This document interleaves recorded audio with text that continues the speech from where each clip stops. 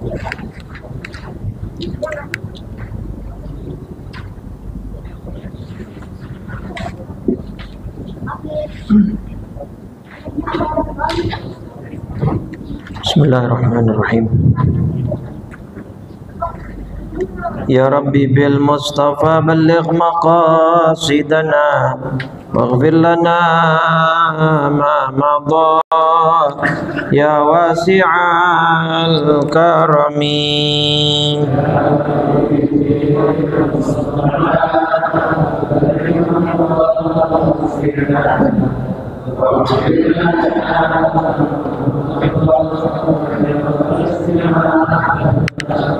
Lam yahtalim qattu taha mutlaqan abada wa ma tathaba aslan fi mada zamani.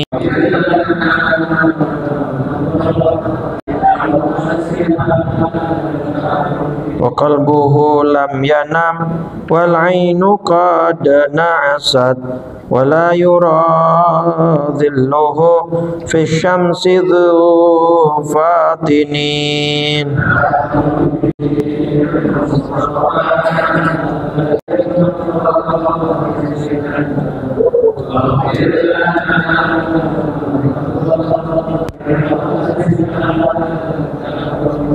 Wa qalbuhu lam yanam wal ainu qad na'asat wa la yura dhilluhu fi syamsu dhu fatinin.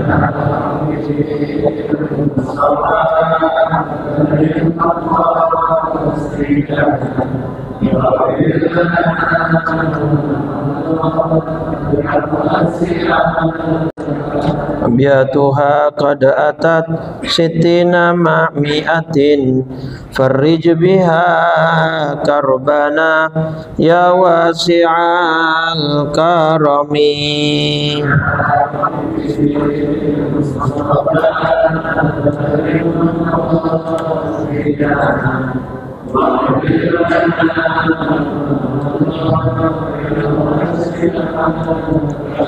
Allahumma salli wa sallim wa barik alaihi wa ala alihi.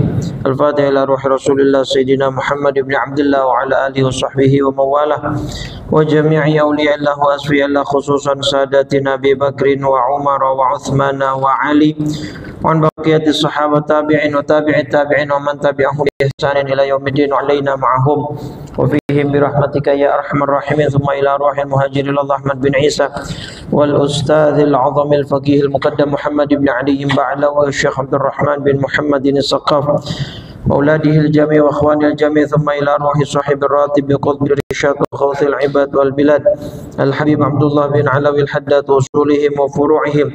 ثم إلى روح مؤلف هذا الكتاب الشيخ سيد الحبيب عبد الله بن حسين بن طاهر باعلوي وصوله وفر. ثم إلى الشيخ النووي بن عمر الجاوي البنتني. ثم إلى روح الشيخ والدي الحاج أحمد مصطلح بدوي حنفي.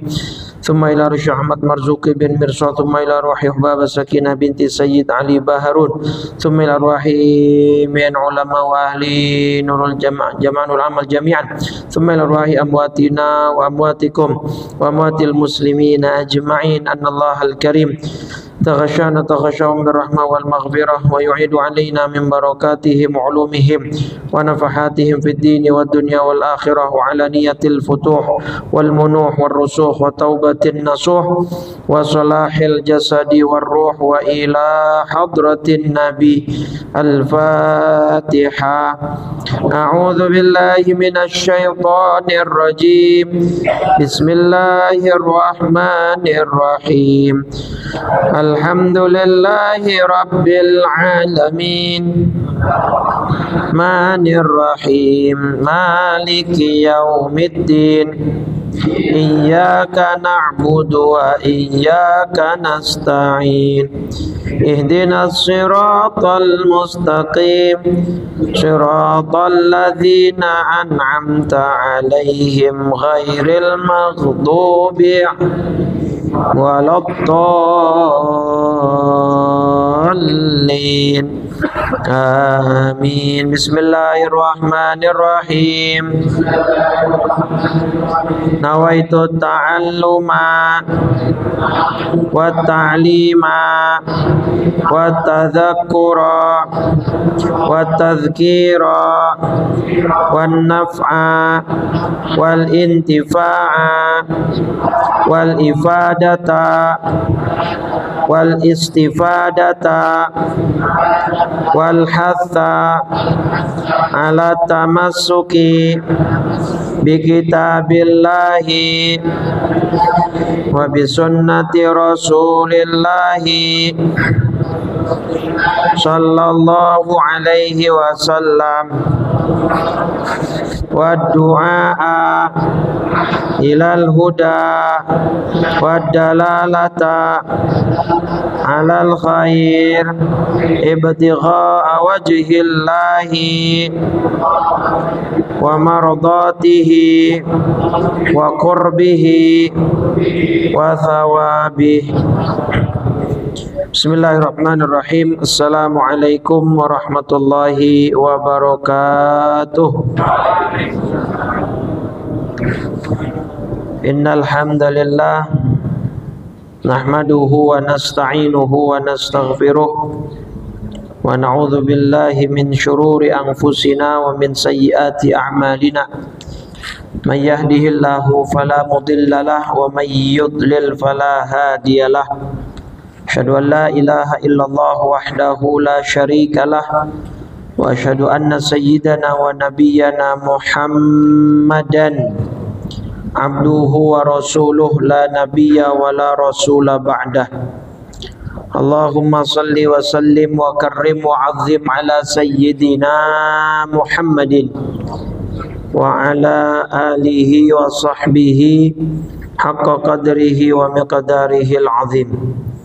Subhanaka la ilma lana illa ma 'allamtana innaka antal alimul hakim. Rabbi shrah li sadri wa yassir li amri wahlul 'uqdatam min lisani yafqahu qawli saddid lisani wahdi qalbi bihaqqi sayyidina Muhammadin sallallahu alaihi wasallam. Amma ba'du.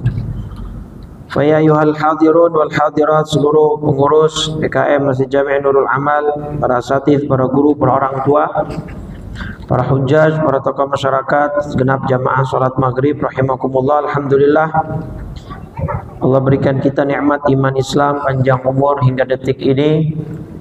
Allah tuntun kita, bimbing kita untuk terus hadir di rumahnya, menunaikan kewajibannya, memenuhi seruan dan panggilannya. Mudah-mudahan kita mendapatkan ridho dan surganya. Salawat teriring salam tak lupa senantiasa kita curah limpahkan kepada junjungan kita baginda Nabi besar Muhammad sallallahu alaihi wasallam serta seluruh keluarga, para sahabat dan pengikutnya hingga yaumil qiyamah. Mudah-mudahan kita semua yang hadir kelak mendapatkan syafaat dari baginda Rasulullah sallallahu alaihi wasallam. Amin ya rabbal alamin. Kita sekarang insyaallah masuk jenis murtad yang ketiga. Yang kedua, af'al itu sudah kita bahas. Bismillahirrahmanirrahim. Qala Syekhul Musannif rahimahullah wa adaman naf'a bihi wa bi barakati ulumihi wa bikum fid dharaini amin. Radhiyallahu ta'ala anna wa ankum. Wal qismu tsalitsu, dan bagian yang ketiga dari jenis-jenis murtad adalah al-aqwal. Murtad dari segi ucapan. Wahia katsiratun jiddan la tanhasiru, dan itu sangat banyak dan tidak terbatas. Oh, ini kemarin sudah ya, sampai ya Adimaddin ini. Ya udah kita percepat. Minha, diantaranya ayyaqula li muslimin ya kafir, wa ya yahudi, au ya nasrani, au ya Adimaddin.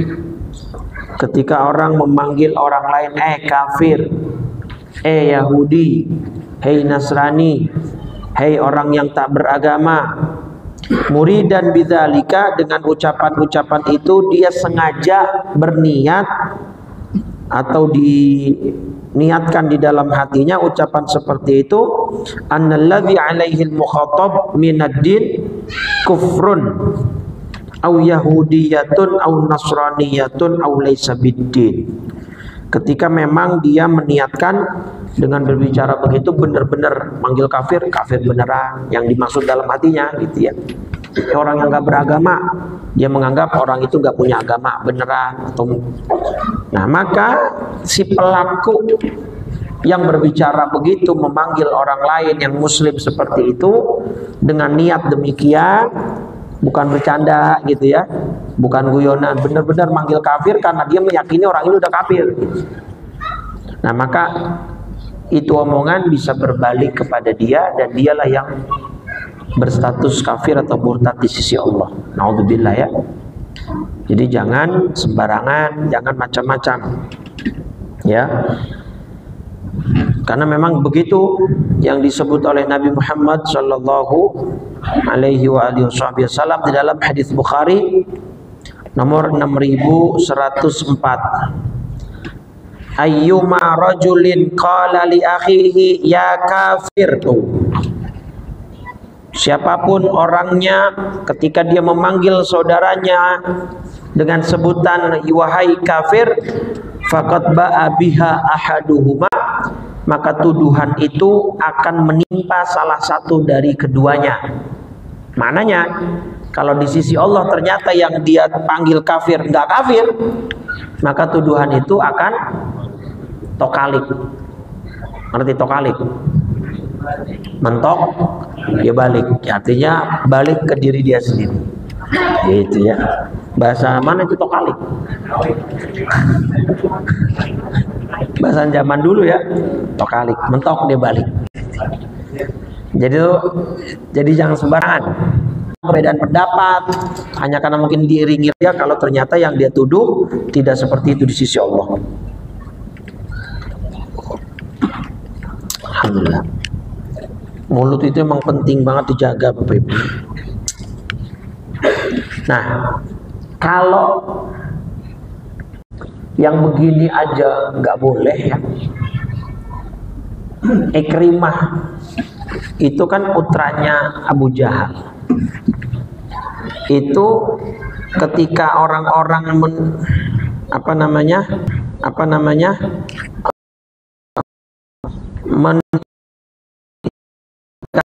mencela bapaknya ya, bahwa bapak lu tuh masuk neraka. Ikrimah gitu-gituin lah, biasa dibecandain, tapi bercandanya nyerang orang tua. Kalau kita kan zaman dulu cuma sebut nama ya, makanya kita kagak mau banget rapot kita dilihat teman-teman kita, karena di rapot kita ada nama orang tuh gitu ya. Oh Wahyudi itu nama, sebut nama doang kalau kita dulu bercandaannya. Nah, ini Ikrimah anaknya Abu Jahal yang emang udah jelas-jelas penghuni neraka gitu ya, orang kafir. Ketika teman-teman yang ngeledek, Nabi marah ya, kufa'an Ikrimah ya, berhenti.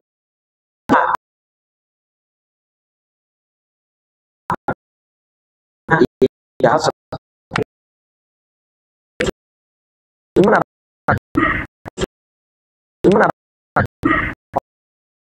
maki masuk neraka, naudzubillah min dzalik ya, dengan PD-nya hanya dengan sebatas pemahaman dari hadis yang mereka pahami. Mereka nggak mau baca dari pemahaman ulama lain, cuman ulama dia sendiri sama pemahaman dia sendiri yang dibuka. Dengan PD-nya mengatakan orang tua Nabi masuk neraka, wal'iyadzubillah, naudzubillah ya.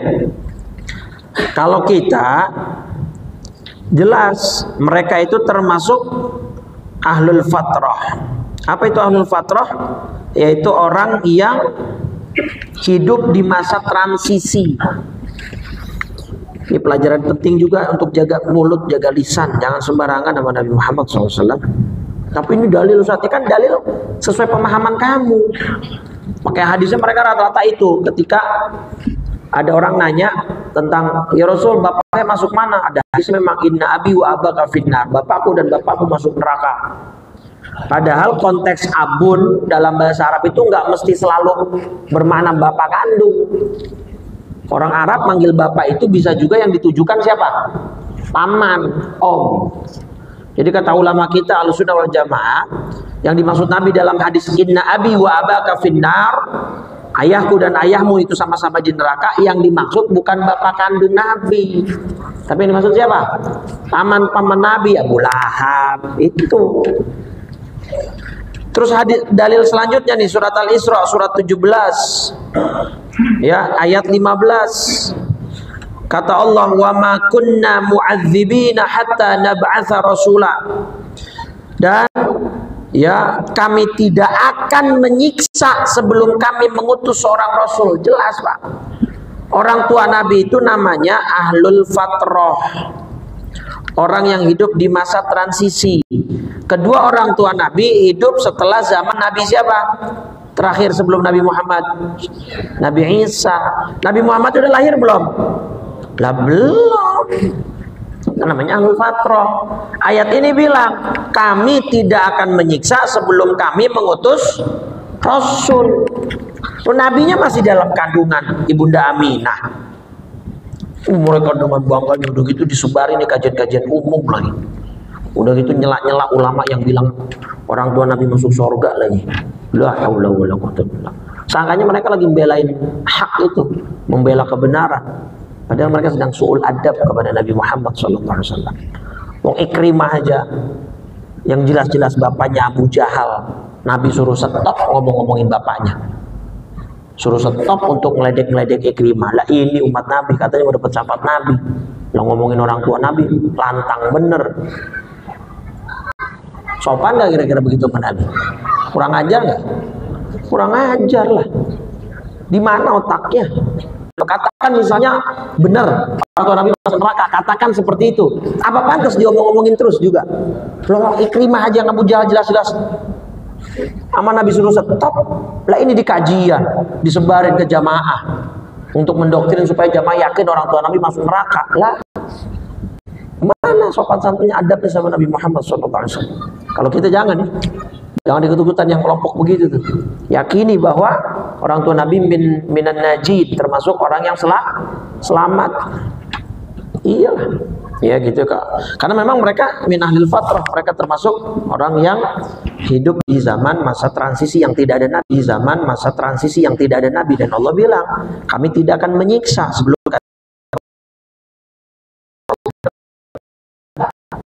cangkem. Menjaga apa? Iya kan? Masa sama Nabi sejahat itu mulutnya, gitu ya, selantang itu. Tapi kan ada hadisnya. Hadis itu kan yang kamu pahami begitu. Tapi ada pemahaman ulama lain. Syekh Ahmad Zaini Dahlan sampai bahkan kalau Syekh Ahmad Zaini Dahlan bukan hanya orang tua yang Nabi yang selamat, Pak. Abu Thalib termasuk dibela sama Syekh Ahmad Zaini Dahlan. Kalau orang tua Nabi kan udah kita meyakin banget dah. Abu Thalib nih yang di sisi banyak orang juga masih 50-50 kan. Itu sama Syekh Ahmad Zaini Dahlan ya, di sebuah kitabnya. Syekh Ahmad Zaini Dahlan ini bukan orang sembarangan, Pak. Beliau ini mufti Mekah, Madinah pada masanya. Nih judul kitabnya, Asnal Maqalib fi Najati Abi Thalib. Karya siapa? Ahmad Zaini Dahlan. Tuh. Beliau di sini memaparkan banyak bukti dan dalil bahwa Abu Thalib itu sebenarnya beriman. Hanya saja beliau melakukan semacam manipulasi ya politik lah. Karena kalau Abu Thalib itu terang-terangan membela Nabi karena beliau beriman percaya kepada Nabi gitu ya. Ya takutnya nanti kan Abu Thalib ini kan termasuk paman Nabi yang sangat belain, ya kan, sangat support gitu. Takutnya sampai kan orang-orang Quraisy itu ngatain Nah itu kan Muhammad cuman yatimnya Abu Thalib aja, makanya masih selamat gitu. Jadi emang Abu Thalib ini setelah kakeknya Nabi yaitu Abdul Muttalib. Nah Abdul Muttalib itu orang yang paling ini Pak, di Quraisy itu orang yang paling disegani, dihormati. Sampai tahu kisahnya ketika Abraha pengen nyerang Ka'bah dari Yaman, pengen nyerang Ka'bah itu dalam surat, diabadikan dalam surat Al-Fil, pakai pasukan gajah kan. Nah sedikit saya mau sedikit cerita tuh pasukan gajah. Itu kan Abraha kenapa nyerang Ka'bah di Mekah? Sebenarnya motivasinya duit Pak, cuan. Awal ceritanya begini ya. Jadi awal ceritanya adalah kan Ka'bah di Mekah itu kan sama orang Quraisy ditaruhin apa Pak? Di atas Ka'bah itu ditaruhin apa? Berhala, patung di dalam gitu ya. Nah jadi ini Ka'bah ini menjadi destinasi wisata religi ya, destinasi wisata religi. Nah sedangkan yang di Yaman ini dari arah timur, kan orang-orang yang dari arah timur, dari Afrika segala macam, kalau mau ke Mekah pasti ngelewatin Yaman Pak. Yaman kelewatan, pasti dilewati gitu. Nah Abraha ngelihat, wah ini peluang bisnis. Kalau saya bikin Ka'bah tandingan, rasanya orang banyak yang beralih ke Ka'bah saya nanti, karena memotong jarak. Ketika jarak terpotong, otomatis biaya ikut kepotong, lebih murah kan, orang akan mikir kan. Dan bikinlah Abraha di Yaman, di Son'a itu Ka'bah tandingan tuh gitu Pak. Jadi ujung-ujungnya apa? Duit, ujung-ujungnya cuan, masalah duit nih gitu. Nah ternyata berhasil Pak, singkat cerita. Orang-orang dari arah timur nggak lagi masuk ke Mekah, karena ada Ka'bah tandingan yang juga ada berhala di situ. Nah pendapatan Quraisy mulai berkurang, iya dong, karena kan wisatawannya udah berkurang, tiket masuk ya kan udah berkurang, parkir berkurang. Kalau zaman itu parkir, nggak tahu ontanya diparkirin bayar apa nggak, saya nggak tahu dong. Ya pokoknya itu retribusi gitu, pajak segala macam. Ya intinya berkurang lah. Nggak seneng kan? Quraisy kirimlah anak muda untuk ngancurin Ka'bahnya Abraha. Nggak berani karena dijaga ketat. Akhirnya sama anak-anak muda ini cuman dipipisin dan dieein Ka'bahnya Abraha, dilumurin gitu Pak dinding-dindingnya. Besok paginya Abraha tahu marah.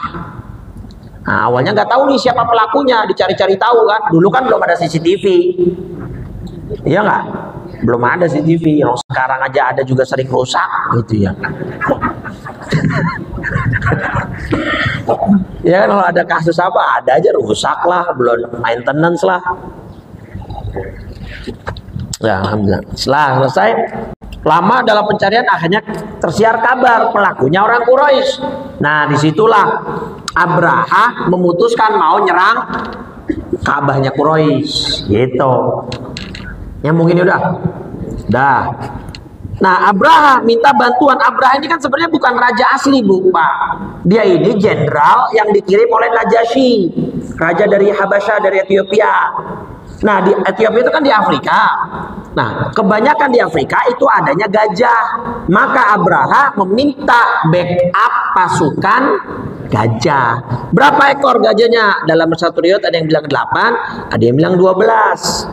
Karena ini pengen menyerang Quraisy, suku yang disegani, maka Najasyi mengirim gajah peliharaannya khusus paling besar, namanya Mahmud. Serius, saya bukan bercanda ini. Kalau nggak percaya baca sejarahnya, baca tafsirnya. Jadi nama gajahnya Najasyi yang paling besar, yang dipakai oleh si Abraha untuk ditunggangi sendiri, namanya Mahmud. Mohon maaf kalau ada kesamaan nama, gitu ya, bukan disengaja. Nah, sampailah di daerah namanya Muhammas. Muhammas ini daerah perbatasan, sudah hampir mau masuk Mekah. tapi belum. Disinilah orang-orang Mekah biasanya menitipkan hewan ternaknya untuk digembala. Karena Mughammas ini daerah yang banyak penggembalanya dan daerahnya cukup subur. Di situ ada 200 ekor ontanya Abdul Muttalib. Ini saya singkat-singkat aja ceritanya biar langsung ke intinya. Biar nyambung tapi biar ada alurnya. Paham ya? Nah, jadi ada 200 untanya siapa? Abdul Muttalib siapa? Abdul Muttalib, kakeknya Nabi. Siapa? Kakek. Kalau paman? Abu Thalib. Nah, Abraha di Mughammas ini punya kebijakan supaya memancing orang Quraisy keluar, semua ternaknya disita. Termasuk untanya siapa? Abdul Muttalib. Jumlahnya berapa? Sekarang saya tanya, berarti kakek Nabi kaya apa miskin? Berarti Nabi kaya apa miskin? Kaya, Pak. Cuman Nabi memilih hidup sederhana. Nabi dapat jatah ghanimah itu paling besar, jatah ghanimahnya. Ya ketika perang Uhud, ketika perang ini menang segala macam, itu Nabi paling banyak jatah ghanimahnya. Cuman sama Nabi langsung diapain?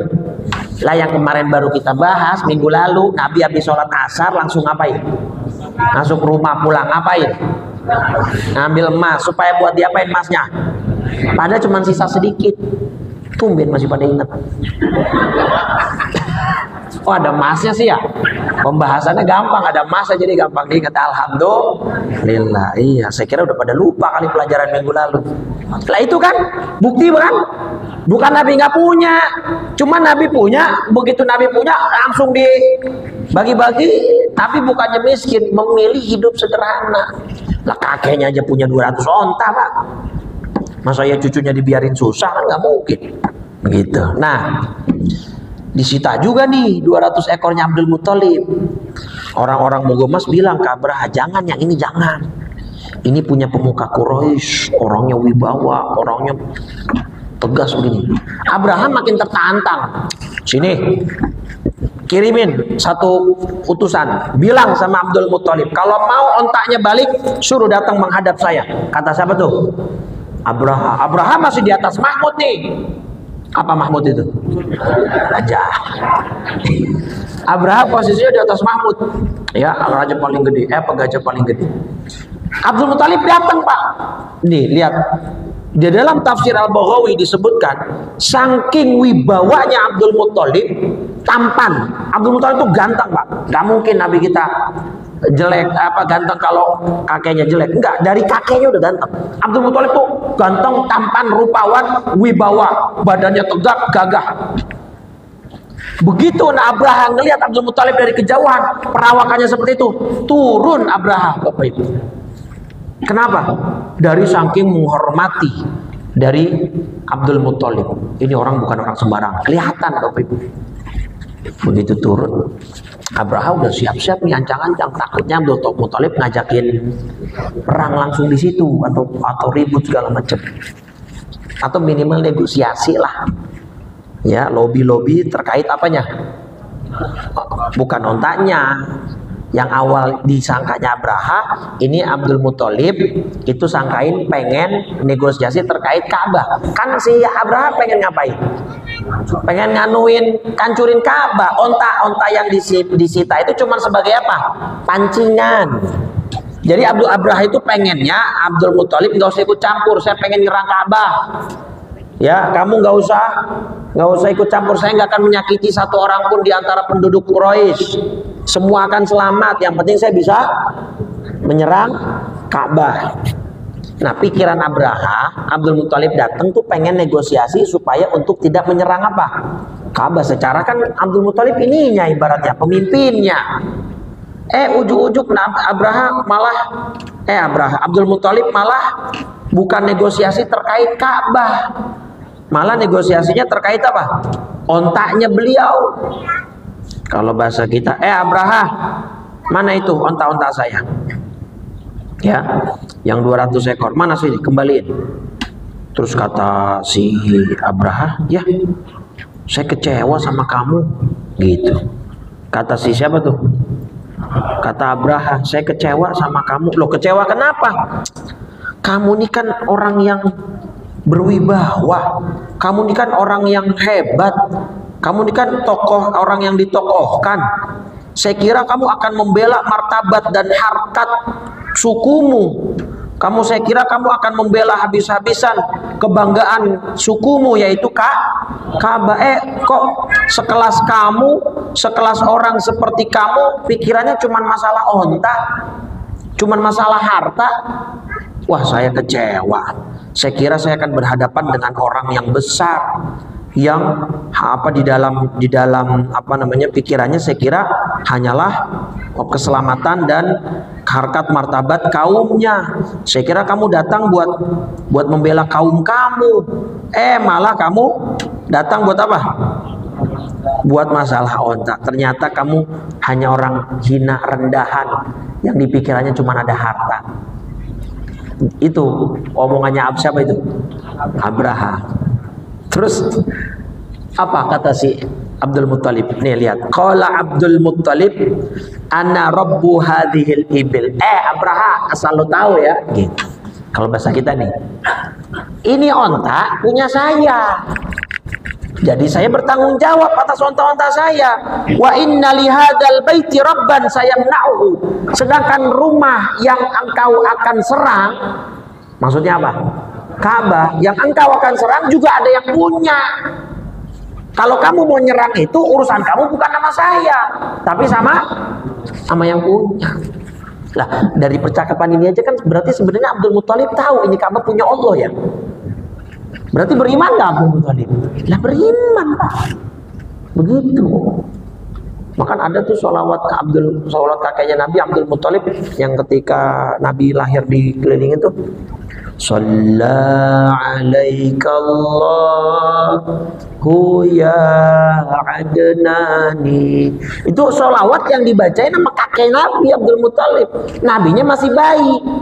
Karena memang baqaya as-samhah al-hanifiyah, sisa-sisa agama Nabi Ibrahim itu masih kental Pak. Sebenarnya walaupun itu sudah zamannya Nabi Isa, Pak, enggak. Karena Ka'bah itu kan memang diriannya Nabi Ibrahim dan Nabi Ismail, masih ada sisa-sisa itu sebenarnya, kata Syekh Buti dalam kitab sejarahnya. Jadi keliru kalau yang bilang tadi orang tua Nabi masuk mana?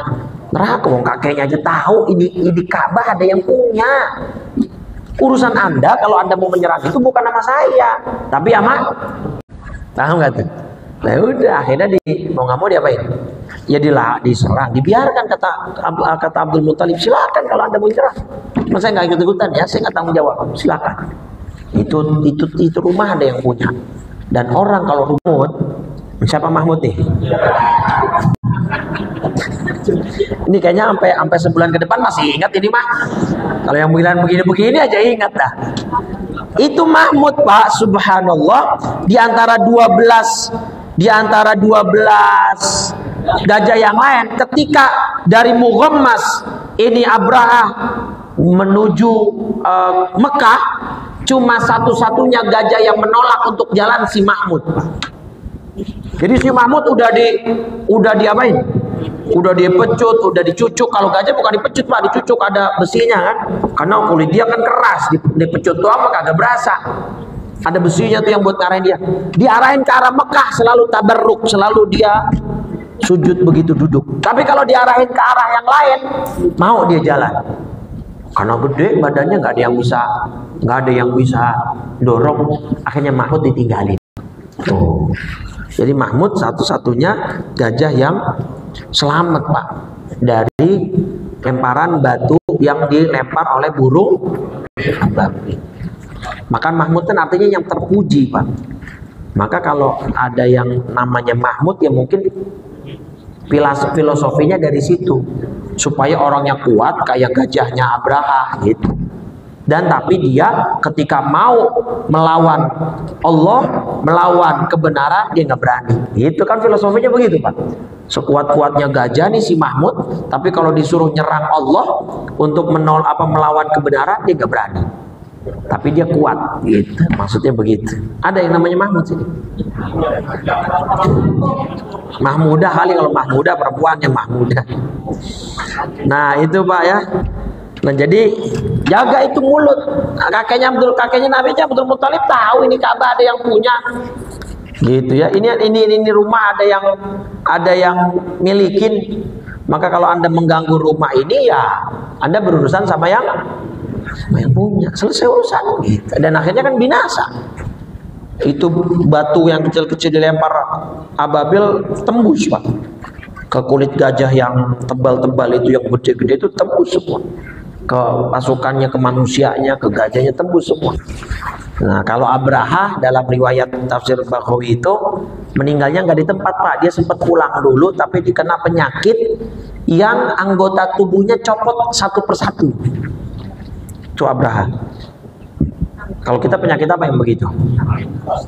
Lepra, kusta. Pokoknya gitulah. Copot atau sampai akhirnya meninggal dunia Abraha. Enggak di tempat dia memang ininya meninggalnya, tapi di tempat lain sama Allah dikasih azab itu. Nah, itu kenapa? Karena berani melawan Allah Subhanahu wa taala, ya. Nah, itu cerita sekilas tentang Abraha, ya. Maka jangan berani lisan kita nih jangan lancang untuk membicarakan siapapun yang bukan menjadi urusan kita, wewenang kita bukan. Mau mengklaim orang lain masuk neraka bukan wewenang kita. Mikirin diri sendiri aja belum tentu selamat Pak. Bukan urusan kita juga itu. Ya, gitu ya. Jadi perlu untuk dijaga lisan kita, jangan menuduh orang lain kafir, Yahudi, Nasrani hanya karena mungkin tidak sependapat, hanya karena mungkin berbeda pandangan, itu biasa ya. Dah. Wa kasukhriyah bismin min asma'ihi ta'ala, atau orang yang menghina merendahkan nama-namanya Allah, awadihi atau janjinya, awidihi atau ancamannya, mimman la yakhfa alaihi nisbata dzalika ilaihi subhanahu. Ya, jadi menghina, meremehkan, merendahkan ya Allah Subhanahu wa taala, baik dari ancamannya. Misalnya dia baca hadis tentang ancaman neraka, neraka emang begitu, gua nggak percaya gitu. Misalnya naudzubillah. Atau meremehkan, menghina. Emang iya neraka bakal begini. Nah, itu ya. Itu maka kalau dia meremehkan begitu, menghina seperti itu dengan benar-benar niat meremehkan, menghina, bisa jadi murtad dengan ucapan yang demikian. Ya, hati-hati. Naudzubillah min dzalik ya. Jangan sampai kita berbicara yang sembarangan terkait Allah Subhanahu wa taala. Wa ka'ayyakul, atau seperti ada orang berkata, lau amaroni Allahu bikadza lam af'alhu. Kalau Allah memerintahkan saya satu perintah, saya nggak bakal kerjain. Dengan niat nantang. Ini misalnya Allah nih nyuruh saya nih untuk saya jihad, sama nggak mau. Ngapain jihad? Ngorbanin nyawa buat apaan? Nggak ada hasilnya. Misalnya begitu. Nah, itu bisa murtad Pak. Makanya kan ngerinya orang yang nggak puasa Ramadan tanpa uzur, tapi dengan bangga dan beraninya makan minum sembarangan di jalanan, itu seolah-olah tindakan dan perilaku dia seolah-olah nantangin Allah. Bapak Ibu, minum siang-siang depan orang, depan umum, dia muslim, tidak ada uzur yang membolehkan dia batal, ya kan? Tapi dia tidak puasa. Seolah-olah tuh makomul halnya, lisanul halnya, perilaku dia seolah-olah kayak ngomong, mana Allah? Nggak ada yang berani ngatur hidup saya. Saya mau minum siang-siang Ramadan terserah saya. Saya mau makan Ramadan terserah saya. Siapa yang berani ngatur saya? Seolah-olah kan begitu Pak. Nantangin jadinya. Makanya kalau ada orang buka puasa masih rada takut-takut, ngumpet-ngumpet, itu masih ada sisi baiknya sedikit. Sedikit doang tapi. Jangan terus menjadi pembenaran. Tapi paling tidak dia masih ada rasa apanya? Takutnya, malunya kepada Allah. Tapi kalau ada orang nantangin, nggak ada rasa malu, nggak ada rasa takut. Itu seolah-olah kayak nantangin, nggak ada yang berani ngatur saya siapa. Jadi naudzubillah, takutnya itu di depan Allah, di sisi Allah perilaku semacam itu udah kayak murtad. Walaupun mungkin lisannya nggak ngomong begitu, tapi lisan itu kan ada dua, lisanul hal, ya lisanul maqal, lisan yang dengan lidah, sama lisan yang dengan perbuatan, perilaku. Bahkan kata ulama apa, lisanul hal afsahu min lisanil maqal, bahwa perilaku itu terkadang lebih fasih daripada ucapan. Kita nyuruh anak sholat tapi kitanya kagak sholat, ngomong doang, dibantah nggak sama anak, Pak? Lo ayahnya kagak sholat, bener nggak? Tapi kalau ayahnya nyuruh sholat, bahkan diajak bareng, atau setelah dia sholat ayahnya nyuruh sholat, nggak bisa dibantah. Makanya itu dia kata ulama, lisanul hal, lisan dengan perbuatan kita nyontohin ke orang lain lebih fasih daripada lisanul maqal. Iya memang begitu faktanya. Nah tadi itu yang orang puasa di Ramadan nggak puasa dengan berani, dengan petantang petenteng, siang seolah-olah lisanul halnya ngomong begitu, seolah-olah kayak dia nganggap nggak ada Allah, atau ada Allah tapi seolah-olah Allah nggak boleh ngatur-ngatur hidup saya. Ini hidup saya independen, terserah saya dong. Ya udah besok dibalikin sama Allah, ya udah besok gue masukin neraka, terserah saya dong gitu. Kalau dibalikin itu gimana? Yang macem-macem udah jadi hamba yang lempeng-lempeng aja. Bentar lagi Dajjal keluar. Ya kan, ya maksudnya kan makin kesini kita makin dekat atau makin jauh? Lah makin dekat, Pak. Lah iya, makin dekat. Sudan sekarang lagi nggak karu-karuan, saudara kita di Sudan, kesian bener. Makanya kagak boleh Pak, Bu, keluar dari pemerintahan resmi, menggulingkan Bugot itu kan gara-garanya Sudan begitu. Tahu nggak sejarah singkatnya Sudan itu? Jadi kan ada militer resmi, Sudanese Force, militer resmi, ada militer namanya RSF. RSF itu Rapid Support Forces. Bahasa Arabnya Quwatud Da'mis Sari'. Ini tentara dibentuk oleh pemerintah resmi, presiden Sudan. Kalau nggak salah di tahun 2003 atau 2005-an. Awalnya sekali gitu. Untuk apa tujuan utamanya dulu ini? Memberantas pemberontak. Berhasil, dikukuhkanlah tentara ini resmi sebagai tentara bantuan pemerintah, diakui oleh negara. Padahal militer resminya ada, paham gak nih? Nah di 2000 berapa ya? 2019 kalau nggak salah. Mereka ini kong kali kong nih, tentara resmi sama RSF, untuk menggulingkan presiden resmi. Jatuh pemerintahan resminya. Nah, yang sekarang terjadi itu rebutan, Pak. Jenderal yang di sini sama jenderal yang di sini. Rebutan pengen menjadi. Nah, itu. Makanya itu gara-gara apa? Memberontak sama pemerintah resmi. Makanya kita sebagimanapun pemerintahan kita nggak boleh bugot. Dalam fikih kita tuh nggak boleh. Dosa haram, dosa besar. Biarpun kayak apapun zolimnya pemerintah kita, kalau mau menggulingkan dengan cara yang dibenarkan sesuai yang berlaku kita ya lewat undang-undang, maka besok pas pemilu jangan salah milih lagi, begitu kira-kira. Paham ya? Tapi kalau menggulingkan nggak boleh, haram, dosa. Nabi yang pesen. Nih di dalam hadis Muslim, nih ya, nih hadis Muslim nomor 1855. Tuh. Khiyaru a'immatikum alladzina tuhibbunahum wa yuhibbunakum. Sebaik-baik pemimpin kalian adalah yang kalian cinta mereka dan mereka cinta kalian. Ya, minimal ada Pak Purbaya kalau sekarang. Ya betul nggak? Pak Purbaya katanya ntar 2026 kita kaya bersama. Lah baru ada tuh dari zaman saya lahir sampai gini hari pejabat yang ngomongnya begitu baru ada dia tuh. Bener nggak? Kita kaya bersama baru ada kan? Pejabat yang semangatnya begitu, yang pengen mensejahterakan rakyatnya bersama-sama keluar dari mulutnya langsung baru dia itu. Mudah-mudahan Allah jaga dia. Dan sebaik-baiknya pemimpin kalian siapa? Yusalluna alaikum wa tusalluna alaihim. Kalian sholat bersama mereka, mereka sholat bersama kalian. Artinya tetap sholat nggak dilarang, beragama dilindungi gitu ya. Dan alhamdulillah Indonesia masih. Wasyiraru a'immatikum, dan seburuk-buruknya pemimpin kalian alladzina tubghidunahum, yang kalian benci, wa yubghidunakum, dan mereka benci kalian, wa tal'anunahum, mereka kalian melaknat mereka, wa yal'anunakum, dan mereka melaknat kalian. Nah terus sahabat tanya, ya Rasulullah, afala nunabidhuhum bisayf? Kalau ada pemerintah yang begitu, ada pejabat yang begitu, ada pemimpin yang begitu, apakah boleh kita lawan mereka dengan pedang? Artinya maksudnya apa? Diperangi, digulingi. Faqala la. Tuh, Nabi dilarang. Ma aqamu fikumus shalah, selama mereka masih membiarkan kalian bisa sholat, selama mereka juga masih melaksanakan sholat bersama kalian.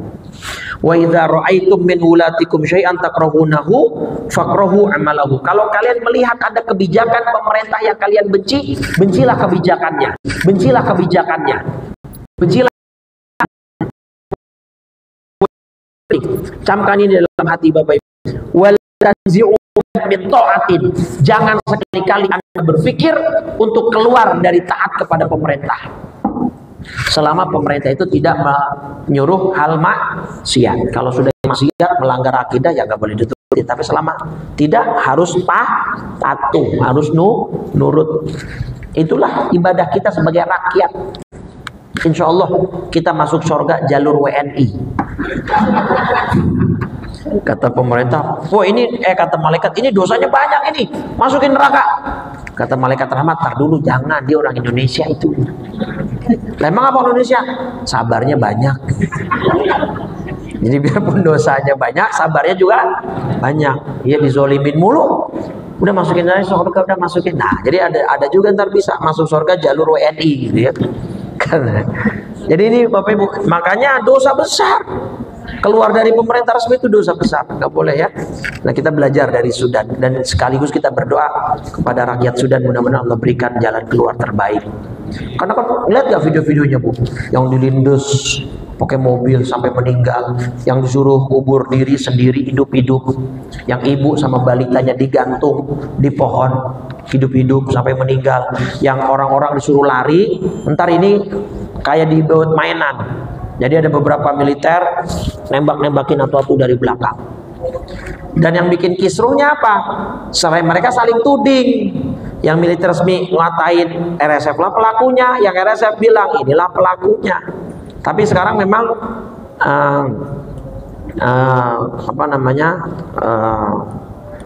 wacana yang beredar itu kesini, memang beratnya ini pelakunya. Dan ini dibantu oleh UEA. Apa UEA? Uni Emirat Arab. Konon katanya senjatanya itu segala macam dari sana. Kenapa? Karena RSF ini sudah menduduki wilayah-wilayah yang kaya akan emas di Sudan. Nah, jadi UEA minta emasnya sebagai harganya, mereka kirim senjata, makanan, obat-obatan. Allah alam lah. Yang penting kita minta sama Allah, siapapun pelaku kezaliman, semoga Allah luluh-lantahkan, Allah hancurkan sehancur-hancurnya. Ya, nah, itu pelajaran untuk tidak berpaling dari pemerintahan resmi. Itu ajaran kita, jangan terprovokasi. Udah, paling pertama nikmat itu setelah iman Islam itu adalah nikmat aman. Iman aman. Ah, gitu. Betul nggak? Iman aman. Kalau nggak aman Pak, beragama susah, sholat susah, makanan mungkin susah, nggak ada. Pokoknya iman aman. Ya, insya Allah itu kita akan bahagia dunia dan akhirat. Dah, itu saja. Ya, jadi yang tadi itu ya, jangan menantang Allah dengan mengatakan kalau Allah memerintah saya begini, saya nggak mau nurut, saya nggak mau ngerjain. Jangan. Hati-hati, itu bisa menjadikan orang tersebut bisa murtad, wal iyadzu billah. Dah, mudah-mudahan Allah tetapkan iman Islam kita, tauhid kita, dan kita semua wafat dalam husnul. Bismillahirrahmanirrahim. Assalamualaikum ya Rasulullah. Assalamualaikum ya Aba Fatimah. Assalamualaikum ya Jaddal Hasan. Assalamualaikum ya Jaddal Husain. Assalamualaikum ya Jadda Zainab. Assalamualaikum ya Sayyidah Fatimah binta Rasulillah. Assalamualaikum ya Ummal Hasan. Assalamualaikum ya Ummal Husain. Assalamualaikum ya Umma Zainab. Assalamualaikum ya Ummal Mu'minin. Ya Sayyidah Khadijah binta Khuwailid. Assalamualaikum ya Umma Fatimah. Assalamualaikum ya Umma Rasulillah. Ya Sayyidah Aminah binta Wahbin. Assalamualaikum ya Amirul Mu'minin. Ya Ali bin Abi Thalib. Assalamualaikum ya Abul Hasan. Assalamualaikum ya Abul Husain. Assalamualaikum ya Aba Zainab. Assalamualaikum ya ummata Muhammad fi masyariqil ardi wa magharibiha